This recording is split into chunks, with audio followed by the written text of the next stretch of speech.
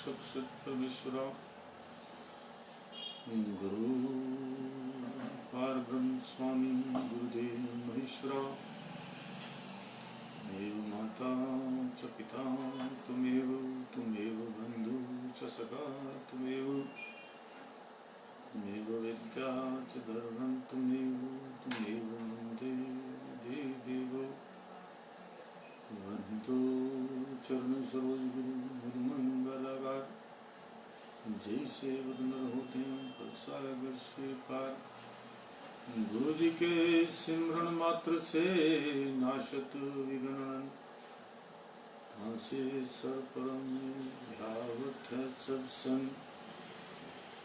आप प्रकटे इस जगत में जीव का विस्तार में शब्द नाव बनाए सुंदर जीव का को तारने नम्रता और दीनता से भेंट सतगुरु लीजिए नहीं शरणागत तुम्हारो दास अपना कीजिए। बोलो जयकारा बोल मेरे श्री गुरु महाराज जी की जय। आज 28 दिसंबर 2021 अमृतवाणी सेवा ट्रस्ट एवं हरिहर सत्संग मंडल की तरफ से दैनिक सत्संग का कार्यक्रम आरंभ करते हैं। ध्यान पूर्वक सुनिएगा। मालिक के वचन हैं, महापुरुषों के वचन हैं, अजर अमर हैं। यही वचन जीवों के लिए हर युग में कहे जाते हैं और इसी से ही बेड़ा पार होता है।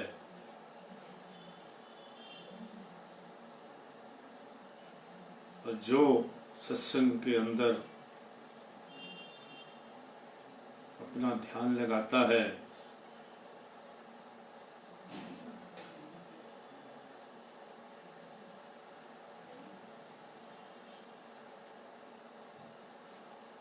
उसका जन्म सुधर जाता है।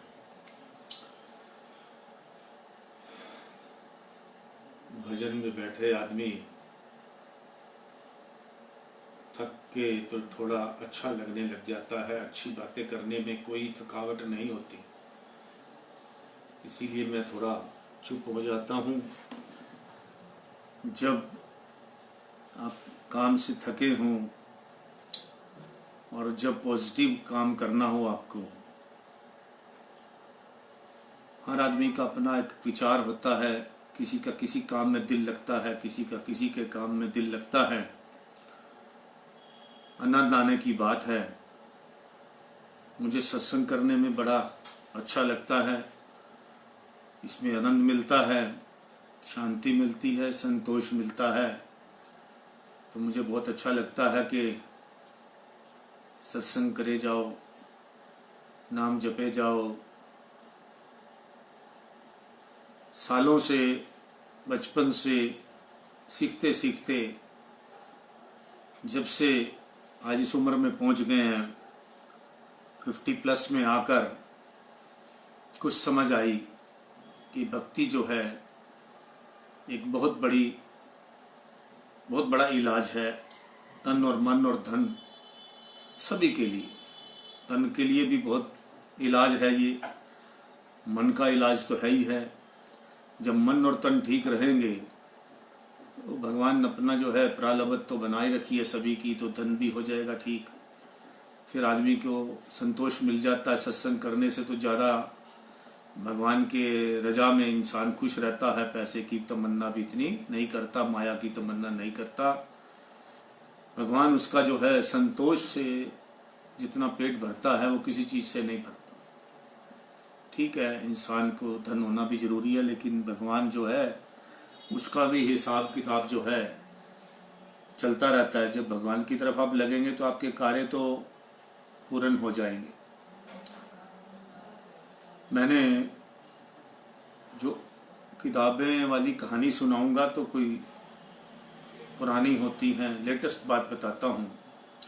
एक मीडियम तबके का फैमिली जो भगवान की तरफ लगी है, उसके काम आदमी के कैसे संपूर्ण होते हैं आप सुनकर हैरान हो जाएंगे।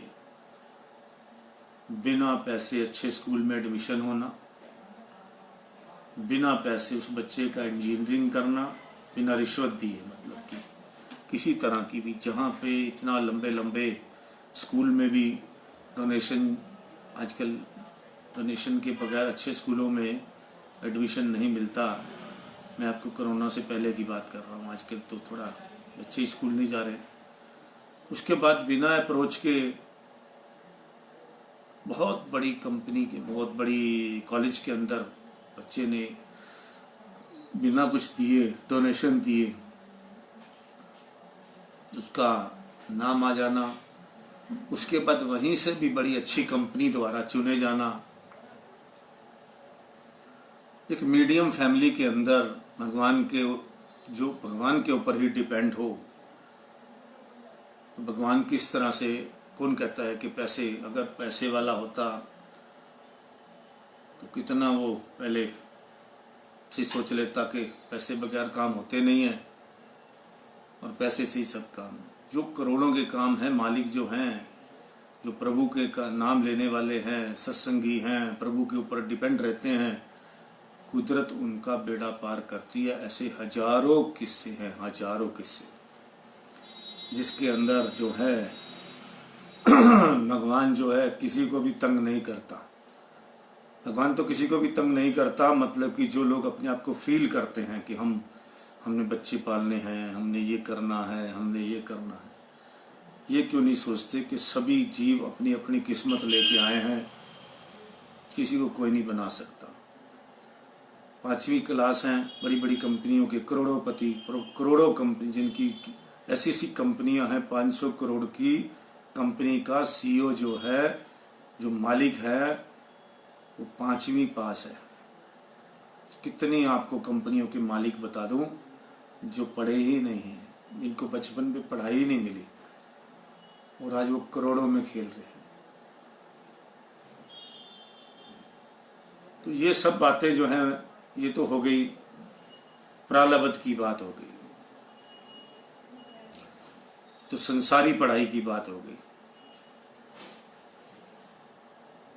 ये उनकी बात कर रहा हूं जो प्रभु के सहारे रहते हैं और किस तरह से संघर्ष करके अपने मालिक का नाम लेके किस तरह से प्रभु उनको कहां से कहां पहुंचा देता है। अब आ गई संसार की पढ़ाई।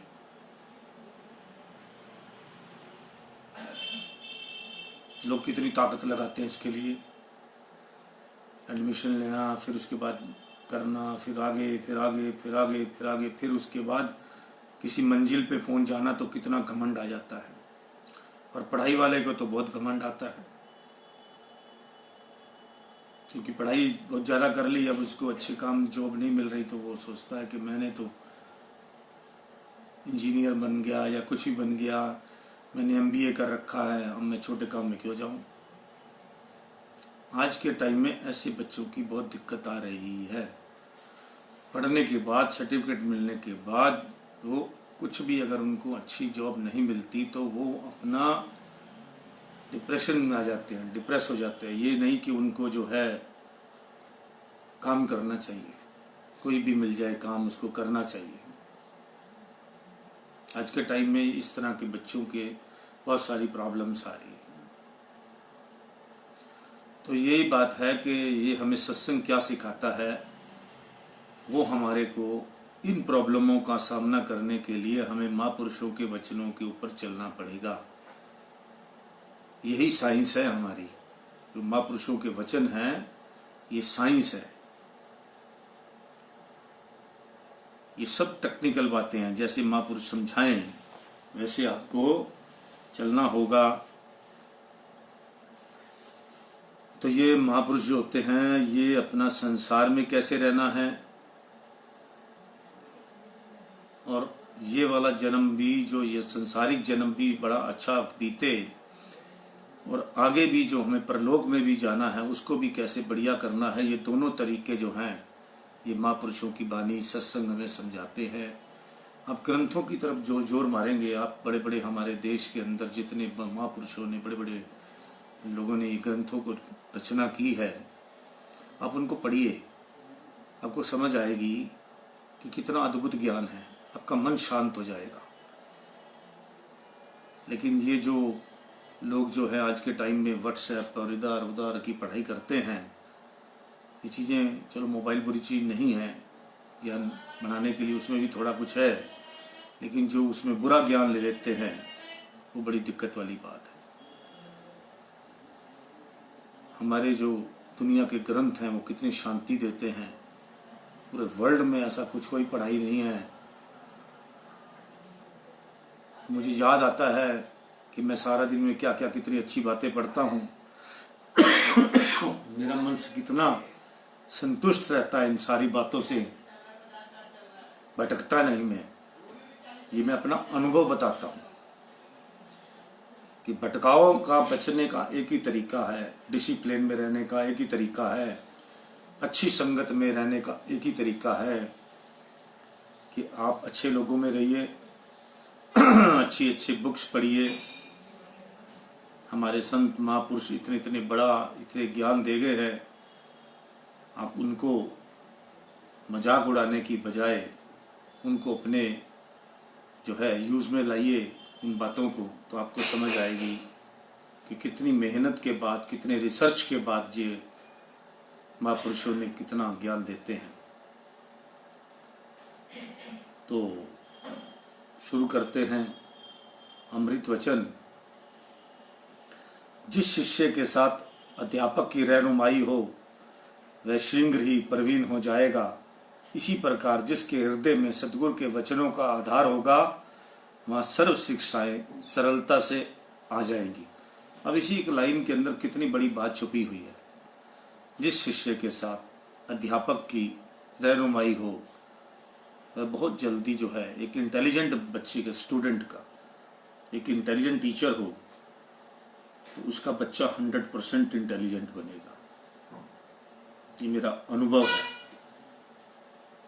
ये हमारे घर में बीती हुई बात है। जैसी संगत वैसी रंगत। एक इंटेलिजेंट जो है टीचर होगी, बच्चों को जो है इतना उनसे काम करवाएगी, इतना ढंग से कराएगी, हंसते खेलते वो बच्चे इतने इंटेलिजेंट बन जाएंगे। ये मेरे अपने बच्चों के साथ अनुभव है। टीचर का योग्य होना बड़ा जरूरी है, और जो योग्य महापुरुषों की रहनुमाई में जो शिष्य जो है अपनी पढ़ाई करता है भक्ति की, तो वह शीघ्र ही प्रवीण हो जाएगा, इंटेलिजेंट बन जाएगा। इसी प्रकार जिसके हृदय में सतगुरु के वचनों का आधार होगा वह सर्व शिक्षाएं सरलता से आ जाएंगी। महापुरुष फरमाते हैं, साधु को अपने इष्ट देव के अतिरिक्त अन्य किसी का भी आश्रय नहीं लेना चाहिए, तभी एकाग्रचित्त होकर भक्ति सेवा और भजन अभ्यास हो सकेगा। अन्य किसी के आश्रय कर रहने वाला गुरु कृपा से वंचित रह जाता है। वैसे तो प्रत्येक मनुष्य को संयम से चलना चाहिए, परंतु साधु को तो इस बात का विशेष ध्यान होना चाहिए। यदि उसने संयम नहीं रखा तो उसे अपमान के अतिरिक्त भारी दुख उठाना पड़ेगा। सादा भोजन करो, सादे वस्त्र पहनो, कम बोलो, नींद पर विजय प्राप्त करो, बेकार मत बैठो, वाद विवाद ना करो और आज्ञा में ही जीवन यापन करो तो जीवन सुंदर बनेगा। प्रातःकाल उठकर पहले नाम जपो, फिर अपने कार्य करो। मालिक जागृत रहे और सेवक नींद करे, वह बेकार रहे, ये तो लज्जा की बात है। तुम सदैव सद्गुरु के चरणों में बैठे रहो अथवा उसके चरणों से तार जुड़ी रहे तो दुख और भय निकट नहीं आएगा और सदा प्रसन्न रहोगे। जब तक कोई व्यक्ति विषय रसों में आसक्त है उसे नाम रस आ ही नहीं सकता। इसलिए नाम रस चखने के लिए विषय रस त्यागना ही पड़ेगा, अभ्यास में दिल लगाना होगा। संसारिक सुख ना अधिक मिलने पर प्रसन्न होवो और ना कम मिलने पर, बहुत ज़्यादा मिलने पर बहुत ज़्यादा प्रसन्न नहीं होना चाहिए, और ना ही कम मिलने पर दुखी होवो। उस सच्चे नाम को अपना जानो जो ना घटता है ना बढ़ता है। अपने लक्ष्य को सन्मुख रखो और यह भी मत भूलो कि गया समय पुनः लौटकर नहीं आता। प्रमाद ना करो, क्योंकि पुरुषार्थ के बिना कुछ भी प्राप्त नहीं होगा। आलस मत करो। आपको भगवान ने हाथ पैर आँख नाक सक मुँह दिया है। अपना जो है पुरुषार्थ करो अच्छे काम के लिए। अच्छे अपना जो है लक्ष्य हो तो उसके लिए हमें पुरुषार्थ करना ही चाहिए। परिश्रम से स्वास्थ्य, सम्मान और शक्ति उपलब्ध होती है। मेहनत करने से इंसान को, सही लक्ष्य में इंसान मेहनत कर रहा हो तो उसे मान सम्मान भी मिलता है और शक्ति भी, ताकत भी मिलती है। कहीं केवल शरीर से सेवा करते हैं, कहीं दिल से अर्थात श्रद्धा से सेवा के तत्पर रहते हैं। पहले वालों से दूसरे अधिक लाभ में हैं, चाहे देखने में वह कुछ कमी करते हों। यदि छोटे छोटे अवगुणों को नहीं सुधारोगे तो अनंता बड़े अवगुण के बंधन में बच जाओगे। छोटी छोटी बातें होती है, एटिकेट्स, उनको नहीं, अपने जो बुरी आते हैं उनको नहीं अपने ढंग से, अपने तरीके से सुधारोगे। ऊंचा बोलना, ऐसे बहुत सारी बच्चों के अंदर बहुत सारी ऐसी बातें होती हैं। अगर बचपन में उनको सिखा दिया जाए, आज हमें थोड़ा सा भी ऊंचा बोलना पसंद नहीं है, लड़ना पसंद नहीं है, कर्कश आवाज़ पसंद नहीं है, और यही बातें जो है चाणक्य रीति पढ़ें, दूसरी पढ़ें, कोई भी किताब पढ़ें तो ऐसा महापुरुषों ने लिखा है कि कर्कश जो हैं, जो लोग बोलते हैं, गलत बोलते हैं, उनको मालिक पसंद नहीं करते, तो फिर उनको दूरी रखता है। तो अच्छी नीयत भगवान भी अपने पास उन बच्चों को रखता है, उन भक्तों को रखता है। भगवान भी उनको पसंद करता है जो बड़ों की इज्जत करे, मान सम्मान करे, कहना माने, आज्ञा में रहे, अपने माँ बाप की आज्ञा पे चले, अपने बॉस की आज्ञा में चले, तमीज से, अपने तरीके से एक डिस्टेंस बनाकर सभी से दोस्ती रखी जाए तो आदमी कभी भी नाकामयाब नहीं हो सकता। ये वही लोग हैं कि जो हैं अपने एटिकेट्स में ना रहकर अपना घमंड में रहते हैं, एटीट्यूड में रहते हैं, उनको बहुत ज़्यादा नुकसान होता है, यहाँ भी आगे भी, क्योंकि वो कुछ सीखते ही नहीं हैं। जो मैं करके चलते हैं, मुझे सब कुछ आता है, मुझे सब कुछ आता है, मैं ही हूँ, मैं ही सब कुछ, तो बस ये समझो कि ये सबसे बड़ा अंत है इंसान का। जिस आदमी में एक चावल का दाना चुनो तो चावल का पता लग जाता है, पतीले में पता चावल बन रहे हों तो एक दाना चुनो, उसको दबा के देखो, पक गया है तो समझो सारे चावल पक गए हैं। इसी तरह इंसान के अंदर एक बात से पता लग जाता है कि इस इंसान के अंदर अवगुण कितने हैं और गुण कितने हैं। तो ये पहचान जरूर होनी चाहिए। प्रमाद ना करो, क्योंकि पुरुषार्थ के बिना कुछ भी प्राप्त नहीं होता। परिश्रम से स्वास्थ्य, सम्मान और शक्ति उपलब्ध होती है। कहीं केवल शरीर से सेवा करते हैं, कहीं दिल से अर्थात श्रद्धा से सेवा से तत्पर रहते हैं। पहले वालों से दूसरे अधिक लाभ में हैं, चाहे देखने में कुछ कमी करते हो। यदि छोटे छोटे अवगुणों को नहीं सुधारोगे तो अन्यथा बड़े अवगुण के बंधन में बन जाओगे। तुम्हारा मन जो कई जगहों पर विभाजित हो रहा है, उसे एकत्र करके सतगुरु के चरणों में लगाओ। आपको किसी कोई काम नहीं करना पड़ेगा, किसी काम को भी आप करोगे जब तक चारों तरफ से अपनी सुरती को एकाग्र करके उस काम में प्रॉपर नहीं लगाएंगे। आज हम ये पढ़ रहे हैं, महापुरुषों के वचन पढ़ रहे हैं, अगर हम भी ये नहीं पढ़ेंगे तो हमारे अंदर भी क्या जाएंगे, ना हम आपको क्या बताएंगे। एक पूरी बात को समझेंगे नहीं, उन वचनों को हम समझेंगे नहीं, तो हम तो एक तरह की बस किताब वाली बात हो गई, ना हमें समझ कुछ आएगा ना आपको कुछ समझा पाएंगे। एकाग्र चित्र करके अपने मन की सारी वृत्तियों को आप अपना सत्संग में लगाएंगे, तभी आपको खुद समझ आएगा और तभी आप किसी को समझा पाएंगे, तभी आपको याद भी रहेगा कि मुझे क्या करना है। तुम्हारा मन जो कई जगहों पर विभाजित हो रहा है, उसे एकत्र करके सतगुरु के चरणों में लगाओ। चंचल वृत्ति वालों को आंतरिक शांति नहीं उपलब्ध होती, चाहे वह पूर्ण सृष्टि के सम्राट क्यों ना बन जाए। जिनकी चंचल वृत्ति है, 1 मिनट में तोला, 1 मिनट में मासा, इस तरह की वृत्ति वाले जो हैं, हम बहुत लोगों को जानते हैं, सारा दिन डील करते हैं। ऐसे आदमी जो है, चंचल वृत्ति वाला इंसान जो है, वो दूसरे को भी पागल कर देगा, खुद भी नहीं। ऐसे आदमी से बहुत बचना चाहिए, क्योंकि कारण क्या है कि वो उसने तो शांति में काम करना नहीं है, आपको भी ये शांत कर देगा।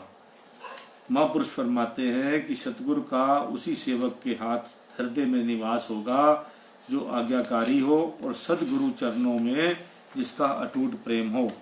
सदगुरु तुम्हारे हृदय में विराजमान है तो तुम सच्चे धनवान, कुलवान और प्रतिष्ठावान हो। संसारी चाहे कितने घनिष्ठ एवं प्रिय संबंधी अंत में तो छोड़ ही देंगे, परंतु सतगुरु लोक परलोक के सहयोगी हैं। संसारिक प्रीति तो परिवर्तनशील है, परंतु सतगुरु की जो प्रीति है स्थायी है तथा नित्य नवीन है। आप पैसे वाले बन जाओ तब महापुरुष वैसे ही आपसे बिहेव करेंगे, गरीब हैं तब भी वही बात करेंगे और परिवार के लोग हैं वो तो आपको, आप अमीर हैं आपको शादी का कार्ड देने आएंगे, मिलने आएंगे, गरीब आदमी को तो कोई मिलता ही नहीं है। तो इसलिए जो है हमेशा सच्चे साथी जो है इंसान के, वो सद्गुरु हैं, महापुरुष हैं। तो इसलिए जो है उसी की संगत में रहना चाहिए, उन्हीं की बात ही माननी चाहिए। सतगुरु से परख वाली आंखें लो तो जो वस्तु जिस वास्तविक भाव की है उसे उसी प्रकार देख सकोगे। जो भी श्रेष्ठ पदार्थ प्राप्त करो वह सतगुरु के श्री चरणों में भेंट करो, उनसे जो प्रसाद मिले अमृत समझकर ग्रहण करो। उनकी चिंता मत करो कि अमुक व्यक्ति विरोध में है, परंतु यह विचार करो कि सतगुरु के सकेत या आज्ञा पर चलते हो या नहीं। श्री वचन तुम्हारे साथ हैं, जो लाखों शत्रु भी तुम्हारा कुछ नहीं बिगाड़ सकते। जिनके सहायक स्वयं मालिक है उनका कुछ नहीं बिगाड़ा जा सकता, क्योंकि कोई भी शक्ति उनकी आज्ञा के बिना कुछ नहीं कर सकती। कितनी बड़ी बात महापुरुषों ने कही है कि आपका कुछ नहीं बिगड़ता अगर आप अपने सदगुरु अपने आपके संग हैं, आप अंगसंग हैं आपके, तो आपका कुछ नहीं बिगड़ने वाला। एक कथा सुनाते हैं अकल का इस्तेमाल। एक गांव में एक बढ़ई रहता था। वह शरीर और दिमाग से बहुत मजबूत था। एक दिन उसके पास के गांव के एक अमीर आदमी ने फर्नीचर फिट करने के लिए बुलाया। जब वहां का काम खत्म हुआ तो लौटते वक्त शाम हो गई। उसने काम के मिले पैसों की एक पोटली बगल में दबा ली और ठंड से बचने के लिए कंबल ओढ़ लिया। वह चुपचाप सुनसान रास्ते से घर की ओर रवाना हुआ। कुछ दूर जाने के बाद अचानक उसे एक लुटेरों ने रोक लिया। डाकू शरीर से तो बढ़ई से कमजोर था, पर उसकी कमजोरी को उसकी बंदूक ने ढक रखा था। अब बढ़ई ने उसे सामने देखा तो लुटेरा बोला, जो कुछ भी तुम्हारे पास है सभी मुझे दे दो, नहीं तो मैं तुम्हें गोली मार दूंगा। यह सुनकर बढ़ई ने पोटली उस लुटेरे को थमा दी और बोला, ठीक है ये रुपए तुम रख लो, मगर मैं घर पहुंचकर अपनी बीवी को क्या कहूँगा? वो तो यही समझेगी कि मैंने जुए में उड़ा दिए होंगे। तुम एक काम करो, अपने बंदूक की गोली से मेरी टोपी में एक छेद कर दो ताकि मेरी बीवी को लूट का यकीन हो जाए। लुटेरे ने बड़ी शान से बंदूक से गोली चलाकर टोपी में छेद कर दिया। अब लुटेरा जाने लगा तो बढ़ई बोला, एक काम और कर दो जिससे बीवी को यकीन हो जाए कि लुटेरों के गैंग ने मिलकर लूटा हो, वरना मेरी बीवी मुझे कायर समझेगी। तुम इस कंबल में भी 4-5 छेद कर दो। लुटेरे ने खुशी खुशी कंबल में भी गोलियां चलाकर छेद कर दिए। इसके बाद बढ़ई ने अपना कोट भी निकाल दिया और बोला, इसमें भी 1-2 छेद कर दो ताकि सभी गांव वालों को भी यकीन हो जाए कि मैंने बहुत संघर्ष किया था। इस प्रकार लुटेरा बोला, बस कर, अब बंदूक में गोलियां भी खत्म हो गई हैं। यह सुनते ही बढ़ई आगे बढ़ा और लुटेरे को दबोच लिया और बोला, यही तो मैं चाहता था, तुम्हारी ताकत सिर्फ ये बंदूक थी, अब ये भी खाली है। अब तुम्हारा कोई जोर मुझ पर नहीं चल सकता। चुपचाप मेरी पोटली मुझे वापस दे दो, वरना ये सुनते ही लुटेरे की सिट्टी पुट्टी गुम हो गई। उसने तुरंत ही पोटली बढ़ई को वापस दे दी और अपनी जान बचाकर वहां से भाग गया। आज बढ़ई की ताकत तब काम आई जब उसने अपनी अकल का सही ढंग से इस्तेमाल किया। मुश्किल हालात में अपनी अकल का ज़्यादा इस्तेमाल करना चाहिए, तभी आप मुसीबतों से आसानी से बच सकते हैं। इस संसार में अपेक्षा कभी किसी की पूरी नहीं होती तथा आवश्यकता किसी की अधूरी नहीं रहती, क्योंकि हमारी आवश्यकताएं बहुत कम होती हैं और अपेक्षाएं बहुत अधिक होती हैं। इस तरह से आज आपको हमने कहानी द्वारा बताया कि इंसान जो है दिमाग से काम ले तो बड़ी से बड़ी मुसीबत से निकल सकता है। आज आपको परमहंस जी के प्रवचन सुनाते हैं, ध्यान पूर्वक सुनिएगा। समय अनुसार कई बातों में परिवर्तन होता रहता है। सर्वसाधारण का कथन है कि सतयुग में मनुष्य की आयु लंबी होती थी, स्वास्थ्य बहुत अच्छा होता था, इसलिए जीवन का आनंद प्राप्त करते थे। कलयुग में थोड़ी आयु में स्वास्थ्य खराब हो जाता है, इसलिए थोड़ी आयु में ही जीवन का आनंद ले लेना चाहिए। इसका यह अर्थ नहीं समझना चाहिए कि थोड़ी आयु होने पर शारीरिक सुखों एवं वास्तविक रहस्य। संत महापुरुष यह बताते हैं कि सतयुग में भी लोग अत्यधिक समय तपस्या, साधना, गुरु भक्ति में व्यतीत करते थे। सुरत शब्द योग के अभ्यास से धीरे धीरे आत्म साक्षात्कार हो जाता था, जिससे कि सतयुग के जीवन का आनंद प्राप्त करते थे। इसी प्रकार ही यदि कलयुग में भी सुरत शब्द योग की साधना तथा गुरु भक्ति की ओर ध्यान दिया जाए तो थोड़े समय में भी आत्म साक्षात्कार हो सकता है और जीवन का आनंद प्राप्त किया जा सकता है, क्योंकि सुख भजन अभ्यास तथा आत्मिक उन्नति पर निर्भर है, आयु पर नहीं। संत महापुरुष चेतावनी देते हैं कि इसी थोड़ी आयु में ही भजन सिमरन कर जीवन का वास्तविक आनंद प्राप्त करो। मैं अभी परसों इधर गया, मैं हरियाणा साइड में, रोहतक साइड में,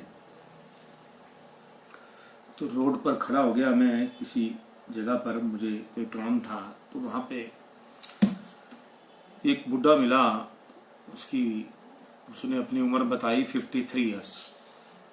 मैंने पूछा उनसे कि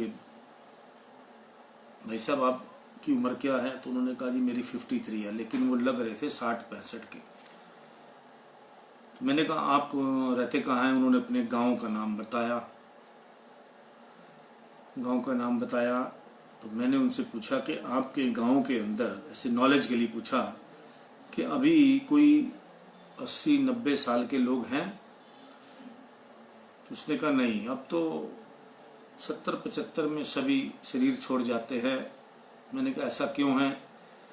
उन्होंने खाना पीना ऐसा है, अब वो अच्छा नहीं है, खाना पीना ये है वो है, ऐब बहुत करते हैं लोग, तो जल्दी चले जाते हैं। ये बात बिल्कुल सच है। जितना भी आप अपने शरीर को, पहले जमाने में गांव के अंदर 100-100 साल के, अभी भी कई गांव में मिल जाते हैं 100-100 साल के लोग अभी भी पड़े हैं, लेकिन अब जो जनरेशन आ रही है वो 100 साल क्या 60 में ही इतने बूढ़े लगने लग जाते हैं कि नाना दादा परदादा लगने लग जाते हैं। ऐसे मैंने बहुत लोगों को देखा है, 60 साल के लोग जो हैं बहुत वृद्ध हो चुके हैं। उनका खाना पीना के अलावा भी जो है, ये जो हम धूम्रपान करना, ये जो सिगरेट, बीड़ी, हुक्का, ये शरीर को खोखला किए जाता है, और वो इसको जो है उनको पता तो होता नहीं ये खराब कर रहा है क्या है। गांव के लोग हैं, उनको जो मिलता है उसी को ही अपना जो है, और एक लोग जो हैं अपने शरीर से जो है काम भी ज़्यादा लेते हैं, तो शरीर जो है जर्जर हो जाता है। तो इसी तरह जो है हर काम को, सिस्टम को उतना करो। और इसीलिए कहा गया है कि जो कलयुग में जीवों की ज़्यादा उम्र नहीं होगी, क्योंकि खान पान ठीक नहीं है,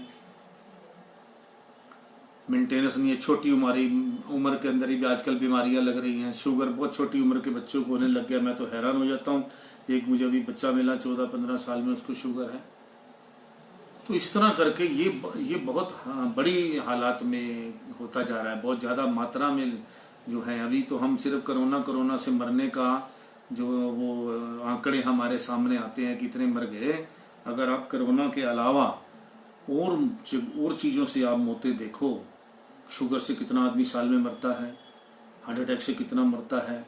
अभी हमारे अपने गुरु भाई हैं जो है अभी अपना जम्मू के अंदर, तो अचानक कल मुझे मैसेज आया, कल उनकी क्रिया थी।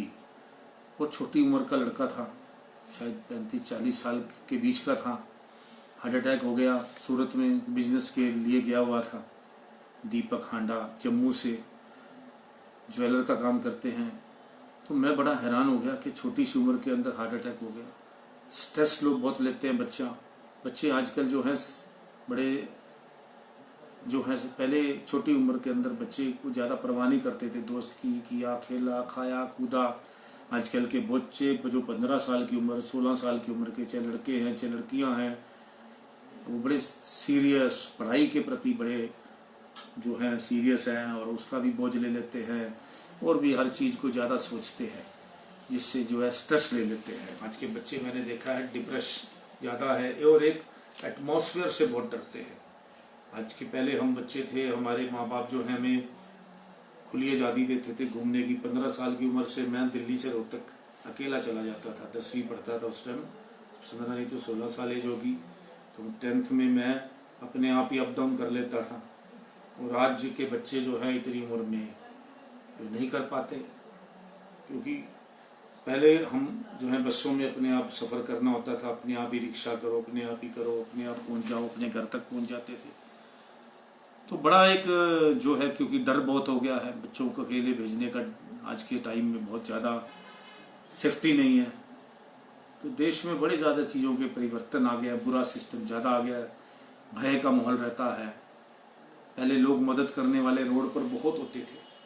अब एक सबसे बड़ी भय की बात यह है कि आपके सिर पर कोई मुसीबत आ जाए तो आपके लिए कोई भी मदद के लिए आगे नहीं आएगा, सीधा पुलिस को फ़ोन करेंगे या फिर वीडियो बनाएंगे आपकी।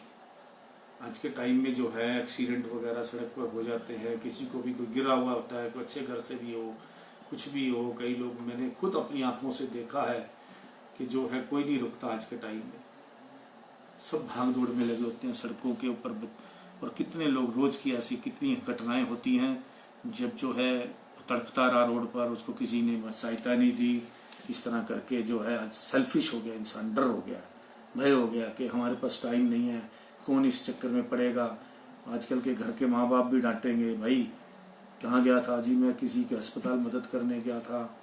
पहले हम लोग करते थे, हमारे घर वाले हमें शाबाशी देते थे, हमारी मदद कहती, अच्छा किया तुमने ये काम करा है। आज के टाइम के अंदर तो है कोई कहनू की प्यासी, किसी पचड़े पे अंधा, सारा टाइम वेस्ट कराया। घर की औरत रोकेगी, तुम क्या करने लग गए, ये सब। तो इन चीज़ों का थोड़ा सा जो है बड़ा अभाव हो गया है हमारे सिस्टम के अंदर कि हम किसी की मदद करना सीखते ही नहीं हैं। आज हम अपने स्वार्थी इतने हो चुके हैं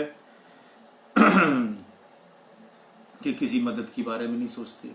तो महापुरुषों ने क्या लिखा है, इसीलिए लिखा है कि सतयुग में वगैरह और युगों के अंदर उम्र बहुत लंबी होती थी, तो वो लास्ट के सालों के अंदर अपने भक्ति में जीवन गुजारा करते थे।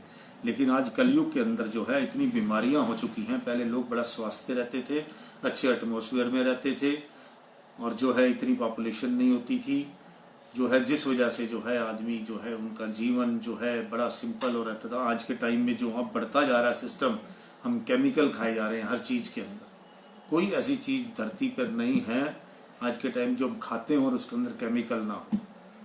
सारा दिन में हम केमिकल ही खाए जा रहे हैं, सब्जियों के थ्रू खाएं चाहे आटे के थ्रू खाएं, हर चीज़ में केमिकल है। अब फिर दोबारा से एक सिस्टम आया तो है कि जो है बिना उसके खाद के जो है वो बनेगा और इस तरह करके जो है, लेकिन वो महंगा है, सभी लोग अफोर्ड नहीं करते। इसी तरह करके जो है कलयुग में, इसीलिए भगवान को जल्दी याद करो, भगवान जल्दी मिल जाता है। ये महापुरुष कहते हैं कि कलयुग में भी सुरत शब्द योग की साधना तथा गुरु भक्ति की ओर ध्यान दिया जाए तो थोड़े समय में ही इंसान को भगवान से मिलाप हो सकता है। कलयुग में जो है थोड़ी भक्ति ही आदमी को काम कर जाती है। इसलिए अपने मालिक से मिलो, मुक्ति कि जो है सभी को चाहना है वो अपना जो है उस तरफ चले। एक रोज महापुरुषों ने कहा, आग में कोई सी वस्तु नहीं जलती, आग में कौन सी वस्तु नहीं जलती, समुद्र में क्या नहीं समा सकता, वह कौन सा प्रबल कार्य है जो अबला नहीं कर सकती, संसार में कौन है जिसे काल नहीं खा सकता। इसका उत्तर यह है, यक्ष अर्थात लोकांतर महापुरुषों की महिमा ऐसी है जिसे आग नहीं जला सकती। महापुरुषों की महिमा है जिसको आग नहीं जला सकती। मन समुद्र से भी विशाल है, एकमात्र मन ही ऐसा है जो समुद्र में समा नहीं सकता। कितनी बड़ी सोच है मन की कि उसमें वो 1 मिनट में कितनी सैर करता है मन, आपको पता ही है। असमर्थ एवं गुणहीन नारी को अबला कहा जाता है। ऐसी नारी समस्त श्रेष्ठ गुणों से संपन्न संतान को जन्म नहीं दे सकती। जिस नारी के अंदर गुणहीन है, असमर्थ नारी जो है उसको अबला कहा जाता है, कमजोर नारी को। वो एक ऐसी नारी समस्त श्रेष्ठ गुणों से संपन्न संतान को जन्म नहीं दे सकती। नाम अर्थात सद्गुरु का प्रदान किया हुआ अंतर का शब्द ही ऐसा है जिसे काल नहीं खा सकता, अपितु नाम से तो काल भी भय खाता है। श्री सद्गुरुदेव दयाल जी ने बताया कि संसार में रहकर संत महापुरुषों की चरण शरण ग्रहण कर उनसे नाम दीक्षा लो, जिससे काल भी भय खाता है और समुद्र से भी विशाल मन को जीता जा सकता है। मन को समुद्र से भी विशाल इसलिए कहा गया है कि मन 1 सेकंड में 7 समुद्रों से पार की यात्रा कर सकता है। जैसे समुद्र की सतह का कोई पाना कठिन है, वैसे इस मन के संकल्प विकल्पों का मिटाना समुद्र की सत्ता पाने से भी अधिक कठिन है। यदि किसी इंद्रिय की पहुंच नहीं, जहां किसी इंद्रिय की पहुंच नहीं वहां सहज ही पहुंचा जाता है। बिना किसी प्रकट अवस्था के भी रोता है, कभी हंसता है, कभी ठंडे सांस लगने लगता है, ये अपने ख्याली पुलाव बनाता ही रहता है। कभी अपने आप को कंगाल मानता है तो कभी लखपति। संकल्प के अनुसार उन भोगों को भी भोग लेता है जो उपस्थित भी ना हो। मन कैसे चंचल है, कहाँ कहाँ भगाता रहता है, किस तरह की जो है पिक्चर दिखाता रहता है आपको, तो ये जो है भगाता है आपको। तो संकल्प के अनुसार उन भोगों को भी भोग लेता है जो उपस्थिति ना हो। 1 सेकंड में 7 समुद्र पार की तथा अंड ब्रह्मांड की सैर कराता है। उन वस्तुओं को जिसको कभी देखा भी ना हो, सुना भी ना हो, अनुमान से ही सिद्ध करके देखता है। अपने आप ही प्रारब्ध को ऐसे सुनहरे भविष्य का रूप बना देता है जिसकी कल्पना कई जन्मों तक नहीं की जा सकती। इसी प्रकार सोए हुए भी मन अपना काम करता है। शरीर तो सोया रहता है परंतु मन स्वप्न अवस्था में भी देश देशांतरों की सैर करता है। इससे प्रकट हुआ कि यह मन अत्यधिक बलवान है। आप परम संत कबीरदास जी का ये भजन उच्चारण करते थे, यह मन जालिम जोररी बरजे नाई माने, जो कोई मन को पकड़ा चाहे भागत सकर तोर, सुर नर मुनि सब 5 पंच हारे, हाथ न आवे चोर, जो हंसा सतगुरु के होई राखे ममता कोट, कहे कबीर सुनो भाई साधो बचो गुरुन की ओट। हे जीव, यह मन अत्याधिक बलवान है, इसे कितना ही भी क्यों ना रोको फिर भी यह नहीं मानता। जो कोई इसको पकड़ना चाहे दरवाजे तोड़कर अर्थात सब साधनों को निष्फल कर भाग जाता है। देवता, मनुष्य और मुनिजन सब इसे वश में करते हुए हार गए हैं, परंतु यह चोर हाथ नहीं आता। जो सद्गुरु का शब्द बनकर उसके चरणों में इसे जोड़ देता है, गुरु की चरण शरण ग्रहण कर लेता है, केवल वही से काबू कर सकता है। जहाँ पर मन की इतनी प्रबल शक्ति है वहाँ पर सतगुरु की शक्ति भी अनंत है इसे पराजित करने के लिए। सतगुरु का शब्द, सेवा, ध्यान इसे वश में करने के अंकुश है। महापुरुष फरमाते हैं, यह मन भूत समान है, दौड़े दांत पसार, बांस गाड़ी उतरे चढ़े, सब बल जावे हार। यह मन भूत के समान है, जब इसे खाली छोड़ दो तो वह खाने को दौड़ता है। संत महापुरुष फरमाते हैं, जब इसका कोई काम ना हो तो इसे बांस पर चढ़ने उतरने पर लगा दो तो उसकी शक्ति समाप्त हो जाएगी। अतः हर समय सद्गुरु के शब्द में मन को लगाए रखना चाहिए ताकि लक्ष्य को प्राप्त कर सके। यह बांस अजपा जाप का संकेत है जिसे सद्गुरुदेव महाराज जी ही इसकी युक्ति बतलाते हैं। उनकी आज्ञा में, उनके वचन अनुसार चलने से ही इस बलवान मन को वश में किया जा सकता है। बोलो जयकारा बोल मेरे श्री गुरु महाराज जी की जय। तो आज का सत्संग यही समाप्त करते हैं। तो महापुरुषों ने किस तरह से समझाया है जीव को। ये मत सोचो कि हम भक्ति जो है बाद में कर लेंगे, कल कर लेंगे। आज समय है, आज आपका शरीर चुस्त है। बुढ़ापे में भक्ति नहीं होती, उसका सारा दिन, उसको बुढ़ापे में हर इंसान को एंग्जाइटी हो जाती है। एंग्जाइटी का मतलब होता है उसका ध्यान अपनी बीमारियों की तरफ लगा रहता है। बुढ़ापे में इंसान की जो है इंद्रियां जितनी स्ट्रोंग नहीं होती तो भक्ति कहाँ से करेगा। तो इसलिए जो है माँ बाप को भी और बच्चों को भी सभी को ये समझना चाहिए कि सत्संग वगैरह में जाना चाहिए और जो है जहाँ से अपने महापुरुषों से नाम उपदेश लेकर और जो है सभी तरह की युक्तियों की तरफ सीखने का अभ्यास करना चाहिए। तभी इंसान जो है लोक और परलोक में अपना मौज मस्ती से रह सकता है। ये लोक भी स्वेला और परलोक भी स्वेला कहते हैं कि अपना मौज लेनी है दोनों जन्म की, मनुष्य जन्म की और 84 लाख जोनियों में नहीं जाना। जो 84 लाख जोनियाँ क्या है, ये जो आप देख ही रहे हैं दुनिया में कितने जीव हैं, कितने तरह के कीट पतंगे हैं, ये सब 84 लाख जोनियाँ हैं। कुत्ता बिल्ली ये सब छिपकली ये सब किसी तरह इन चीज़ों से बचना है। इनके दुख देखो, इनके दुख कितने हैं। तो एक अभी से दुख जो है थोड़ा सा है भक्ति का है, उस तरफ अपने मन को मोड़ लो और आलस छोड़ दो भक्ति करने में। तो आपका जो है आनंद ही आनंद मिलेगा। आपको सब चीज की प्राप्ति होगी। एक भक्ति के साथ आपको एक प्रभु का सिमरन करने के साथ पूरा ग्रंथ साहब भरा पड़ा है एक ही बात समझाने में कि नाम जपो नाम जपो। और गुरु नानक देव जी लास्ट में एक ही बात कह गए, कलयुग केवल नाम धारा, सिमर सिमर ना उतरे पारा। तो इस तरह करके अपना कलयुग के अंदर एक ही आधार है और कोई नहीं है। जितना मर्जी जप तप शॉर्टकट, जो शॉर्टकट भक्ति है कलयुग के अंदर वो सिर्फ नाम जपने की भक्ति है जिसमें कुछ नहीं लगता। प्रभु से अपनी जो सुर मिला लो, अपना नाम जपो और जो है अपना सुखी रहो। इसी में हमारा सभी खुशी है।